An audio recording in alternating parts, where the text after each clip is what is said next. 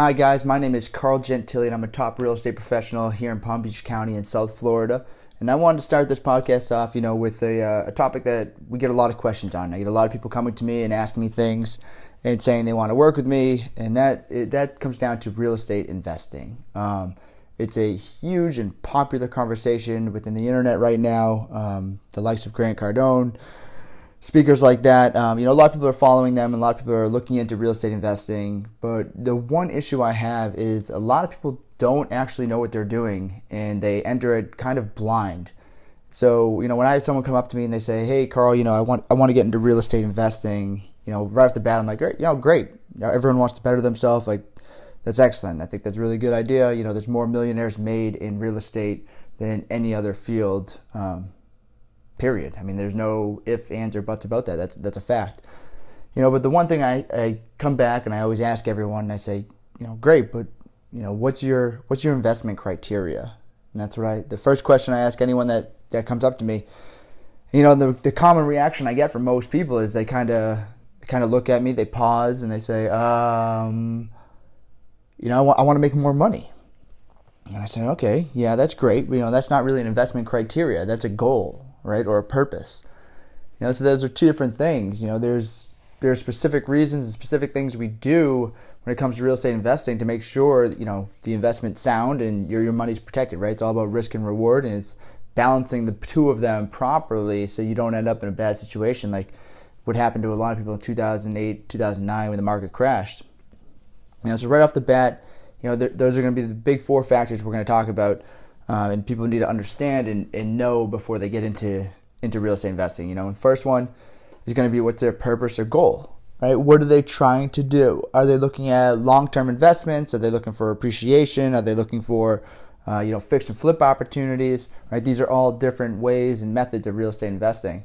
The second one is going to be knowing the location, knowing either the location, the area, or the property that they're actually looking at and trying to analyze. If you're trying to invest in a blind market and you don't know the location very well, but you look on paper, and on paper, numbers might look really great, but that's not always a reality. So you have to understand where the location of the property is, and is that a declining or is that appreciating market? So there's a lot of other factors. The third factor is going to be know the market condition. Know what is going on in that real estate market, right? Real estate essentially is somewhat national, but on a smaller scale, it's very hyper local. So you can be in one town and the next town over is a completely different real estate market. So you have to really consider that and take that into consideration. And the fourth one is going to be the most important. That's know your numbers. A lot of people go into real estate investing and they just don't know the numbers. They have a general idea, but they miscalculate. They forget to calculate different aspects of the deal, and that underlies some serious issues long term. Okay, so for step two is what we're going to do is we're going to analyze the deal. So when we're analyzing a real estate deal, a lot of people come up and they say, I bought the house for X, my mortgage is Y, and I'm making $100 a month on my mortgage, or I'm just covering my mortgage, so it's great. Someone's paying down my property. Yeah, that's great, I guess, but you don't own a property for 1 month. So for them to cover your costs on 1 month really doesn't mean much, because you carry that property for a year, 2, 3, 4, 7 years, whatever it is, right? It's a long-term thing. So any numbers we're going to be calculating, we're going to be doing it on an annual basis. So when we calculate annual income, right, we have to look at our monthly income, multiply that by 12 for our annual, and the same thing with our expenses, right? So once we do our annual income and our expenses, now we can calculate our NOI, or net operating income. And what we're going to do there is basically just deduct our expenses from our income. That's going to give us our NOI for the annual year. And that gives you a general understanding of what the property is producing. Now, step two of analyzing the deal is going to be calculating our cash flow. Cash flow is hands down one of the most important aspects in a real estate investment deal. And basically, in order to do this, we're going to take our rental income, subtract our payments and our expenses, and then the last one, which a lot of people don't factor in and you really need to factor in, is our vacancy loss, okay? just because you buy a real estate investment doesn't mean you're getting immediate cash flow on a property, right? So what if the tenant moves out, even if you sign a year lease? What if they break the lease? Things like that. You might go a month, 2, 3 months, who knows, without having a tenant in place.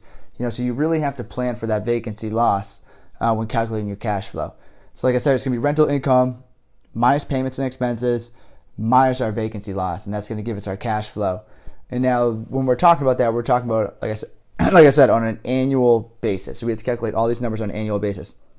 From there, right, what we want to calculate is our annual return. So basically we're going to do our cash flow plus our principal payments times 12 months. Okay, so if we had calculated cash flow on a monthly basis, add our principal payment, multiply that by 12 months, and that's going to give us our annual return.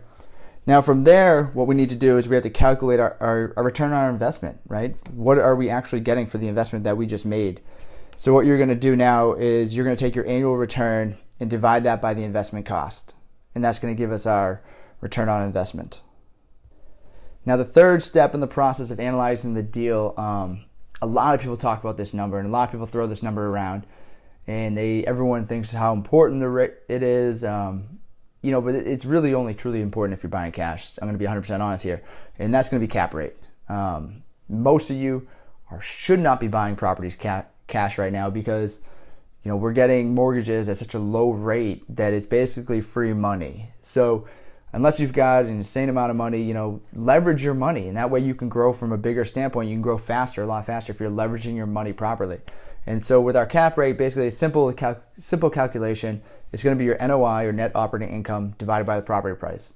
That's going to give you your cap rate. A lot of people, they're browsing LoopNet, they're browsing the MLS, they're looking at property online, and you're seeing a cap rate of 10, 11, 12%. If I'm seeing a cap rate of 10, 11, 12%, I know something immediately off the bat is wrong. That property is probably in a really bad area. It's probably some sort of government housing program, something like that. So you really have to take that into consideration. A more realistic cap rate, you're looking at anywhere from 5 to 7%. And those are usually properties that are A class or B class that are value add properties in an A neighborhood, right? So when we're talking about neighborhoods properties, we rank them on, A to C scale essentially, C plus, B minus, things like that. And that's going to basically be based on, the current real estate market in that area, what the property is, the condition, the demographics, things like that, whether it's a working class area, what it is. So that's going to take a lot of factors into consideration. And the fourth and final step when we're analyzing this deal is hands down the most important aspect, and that's going to be our cash on cash return, or COC. So basically, to calculate our COC, what we do is we take our net operating income and we divide that by our investment cost. Okay, so if you're buying a $400,000 property, say you put $100,000 down on this property, we're going to take our NOI and divide it by that $100,000, right? We didn't spend $400,000 on that property because we leveraged $300,000. We put $100,000 on that property, so we're looking at the return on the money that we spent on this property, and that's $100,000. Now, if you're getting a 10% number on your cash on cash return, that is absolutely incredible. That is a deal that I will do all day long. But again, it's going to be determined by the location of the property, right? Bigger cities, things like that, are going to have a lower COC than, say, a suburb area. So you have to take that into consideration. But those areas are probably going to have a little bit higher appreciation than the other area. So yeah, there's a lot of other factors. So these are just a few things. These are going to be the 4 main steps when you're analyzing your real estate investment deal. So first, we want to start off, right? We want to calculate our NOI, figure out our expenses on an annual basis, and then from there we're going to calculate our cash flow, our cap rate, and then our COC. And what our most important is going to be looking at that COC. And like I said, guys, when you're looking at real estate investing and getting started, it is so important to analyze your deals properly like this. You need to analyze hundreds and hundreds of deals before you might find one that really truly makes sense and fits your investment criteria and what you're looking to do. So as long as you know your numbers, know the real estate market, know the location, and know what your true end goal is in this process, real estate investing can be an absolutely incredible way to create passive income, another stream of revenue, and create long-term wealth. Guys, this is Carl Gentile down here in South Florida, Palm Beach County. We're going to be kicking this off every week with a different podcast talking about real estate investing, the real estate market, and what's going on in real estate, how to find deals and analyze deals. Make sure you subscribe to our channel, stay tuned, and we'll have more coming for you next week.